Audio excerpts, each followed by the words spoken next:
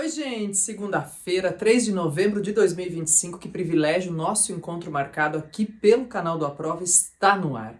E nós já começamos chamando atenção para a utilidade pública. Se durante o mês de outubro eu disse, olha, vamos ter esse cuidado, colocar como um ponto fundamental cuidar da saúde feminina, usar rosa como elemento simbólico, neste mês de novembro passaremos a usar azul como um elemento simbólico, pensando na saúde masculina, gente. E com base justamente nas informações, nas necessidades, nos cuidados, nas descobertas científicas, é que podemos todos nos cuidar melhor e também melhorar a nossa qualidade de vida. Então, mês de novembro, gente, cuidado com a saúde masculina em evidência. Vamos manter vamos dizer assim, esse diálogo a respeito desse tema, né? Também quero aproveitar para te dizer que, olha, se você ainda não se inscreveu e ativou as notificações, faça isso. Compartilhe essa conversa com quem você quer nutrir também uma perspectiva, uma reflexão. Afinal de contas, a gente faz sempre tudo com muito respeito, carinho e dedicação. É tudo selecionado, relacionado, contextualizado, intertextualizado da melhor maneira possível, com aquele caráter didático para que você possa construir conhecimento e cidadania e, de quebra, por extensão, fazer bom uso para processos seletivos, vestibulares e concursos e obter o melhor desempenho possível, como só ia acontecer, né? Bom, gente, nesse ponto, olha, quero aproveitar agora para fazer aquele nosso sumário sempre de discussão, né? Dando tempo de tela produtivo, como tenho pedido desde janeiro, estamos no mês 11, chegando ao mês 11, e vamos seguir assim, cuidando para que a nossa perspectiva sobre as temáticas não seja excludente, mas seja relevante. Vamos juntos? Então, olha só. Bom, vamos falar um pouco, gente, sobre memórias e o que fazemos com elas. Afinal de contas, ontem foi dia 2 de novembro, dia de finados. Vamos conversar também sobre a perspectiva da violência e da segurança pública, gente. É uma temática que surge com força novamente devido aos acontecimentos do Rio de Janeiro na última semana. Vamos falar também sobre lançamento do novo livro do Steven Pinker e algumas perspectivas que temos a respeito para elucidar comportamentos. Eu já discuto um pouco mais com você a respeito desse tema. E quero aproveitar também, gente, para dizer assim, escuta, estamos chegando ou chegamos ao mês da COP30. O que temos de relevante, de interessante, de mudança de perspectiva? O que temos para conversar?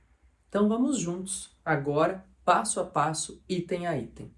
Eu quero começar, gente, logo desse ponto que é a relação violência e segurança. Eu sempre digo que há notícias por aqui que a gente não gostaria de precisar comentar ou de precisar trazer à tona, discutir, correlacionar, porque a gente gostaria que as coisas, que as perspectivas fossem outras, né? Mas volta e meia nós temos casos relacionados à violência e às vezes casos mais sistemáticos ou emblemáticos e que a gente precisa não só fazer menção, gente, mas aprofundar um pouco mais, com todo respeito, mas aprofundar um pouco mais, não pensando apenas na manchete, né? Naquilo que é caça-leitura, vamos dizer assim. Bem, sob a perspectiva, gente, da ideia de violência e segurança pública, nós temos aí uma discussão que se coloca nesta semana por conta dos acontecimentos no Rio de Janeiro na última semana. Nós temos a ideia de o que é necessário, ou quais são as tratativas para que se passe a configurar a definição das facções como uma definição de crimes de terrorismo. Aí alguém poderá dizer, puxa, Cleusa, mas o que tem a ver ou o que muda, né? Vamos dizer assim, gente, em termos de enquadramento penal isso muda e em termos de perspectiva de ações isso também muda. Então, quer dizer, à medida que se tem isso e alguns países vizinhos nossos já fizeram novidade, vamos dizer, em termos de nomenclatura, gente, ou esse enquadramento novo de definição, isso muda a perspectiva também do trabalho de segurança pública. Tem alguns links que eu estou deixando, gente, que são análises fundamentais para nós, na condição de cidadãos, sairmos da superficialidade de quem faz uma coisa ou quem faz outra. E 2 deles eu quero chamar bastante atenção a respeito. Um deles é sobre o Observatório das Favelas, que é algo criado já há algum tempo e que traz perspectivas de análise, gente, sobre não apenas números, mas sobre as pessoas que habitam nesses locais e sobre qual é a relação social, cultural, qual é a questão antropológica evidenciada e vivida nessas grandes cidades em que as favelas estão presentes de maneira significativa. Diz, escuta, Cleusa, por que esse ponto? Porque a partir do momento que se pensa nessas regiões das grandes cidades como locais conflagrados, diz assim, existem perspectivas de ação que são bastante diversas. E mais ainda, pessoal, também há o fato, ou há a perspectiva de dizer que no Brasil ou em países que têm as características do Brasil, se acaba trabalhando sempre com a ideia de violência combatendo violência. Bom, são pontos que estão aprofundados por especialistas, gente, e que vale a reflexão justamente, como digo, para que a gente saia da manchete, né? Para que a gente saia pura e simplesmente da ideia que é trazida como espetacularização da violência em muitas circunstâncias. Também, gente, olha, é um ponto para se pensar assim, quais ações são de curto, médio ou longo prazo? E na perspectiva da passagem de décadas, o que já se fez ou o que não se fez a respeito em termos sociais, em termos de inclusão e uma série de outras perspectivas. Então, claro, e isso tem a ver com a contingência de que qual país está lidando com isso ou quais são as características legislativas também. E eu quero aproveitar para dizer, gente, que todo sábado tem uma sessão, na sessão de opinião da Folha de São Paulo, eu estou deixando a reprodução do último sábado para você, em que há uma pergunta em que se pode se posicionar a favor ou contra, dizer sim ou não, e argumentar a respeito. A pergunta do último sábado era sobre o projeto de lei antifacção. Se é uma ação que funciona em relação a essas questões ou se é uma ação que não funciona. E aí a gente tem 2 respostas, uma negativa e outra positiva. E é importante que a gente tenha olhos abertos para observar principalmente o lado que não seria o que nós defenderíamos. Por quê? Porque aí nós podemos também entender que a escutatória é muito necessária neste século XXI, né, gente?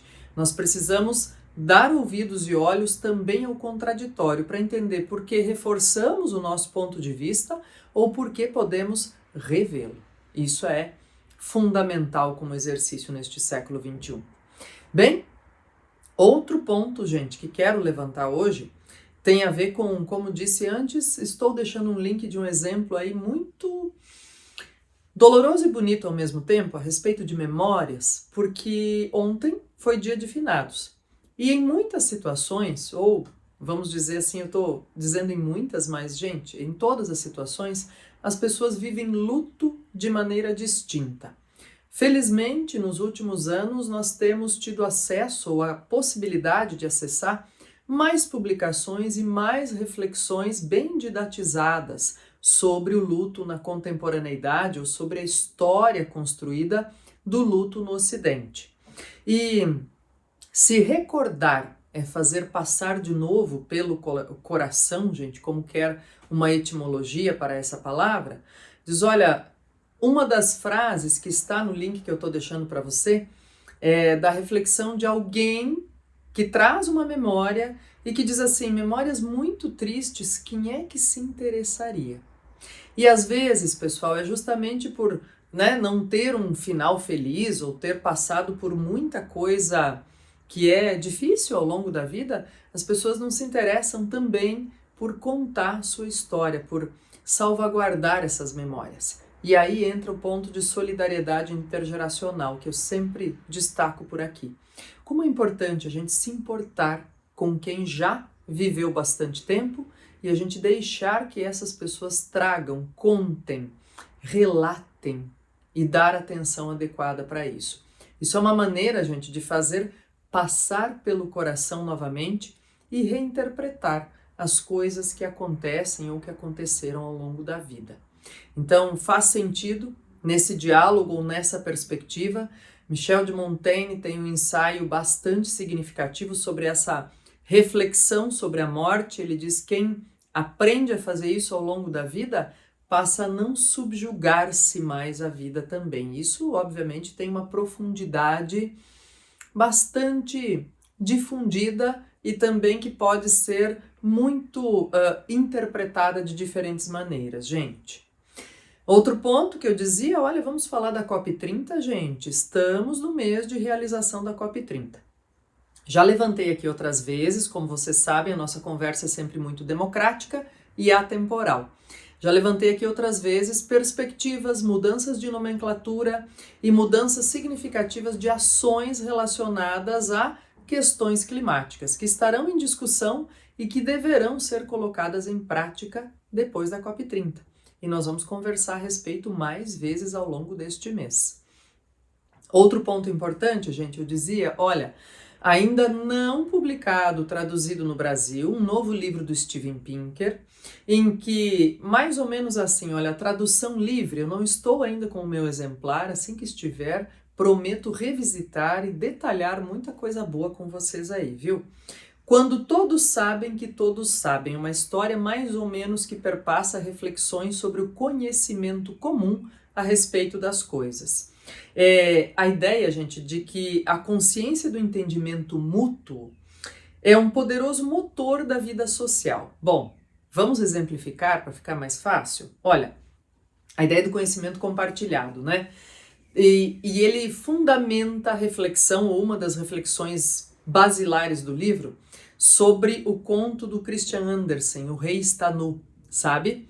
Que assim, esse rei só se cercava de pessoas que o aplaudiam e ninguém tinha coragem de dizer a ele que ele estava nu, estava num processo de ser engambelado pelo tal do alfaiate picareta que dizia que só os inteligentes enxergavam a roupa que ele estava costurando para o rei. Aí de repente o rei está em praça pública, um silêncio fulcral e uma criança lá longe diz: o rei está nu! E aí todos gargalham, todos riem, todos não só se dão conta, mas compartilham conhecimento. E um ponto fundamental aí, gente, é todos verem é uma coisa, é conhecimento privado, cada um está vendo. Agora o conhecimento se torna público, comum, quando todos sabem e ao mesmo tempo todos de fato externalizam o que sabem. Olha, coisa interessante, reflexão importante e parece que tem muita perspectiva para a gente associar sobre comportamentos relacionados a poder, dinheiro e outras questões. Gente querida, eu desejo para todos nós um mês de novembro com cuidado para a saúde masculina, com a gente tendo melhores dias e melhores notícias para compartilhar, sempre nessa perspectiva. Um grande abraço a todos e até a próxima segunda-feira. Tchau, tchau.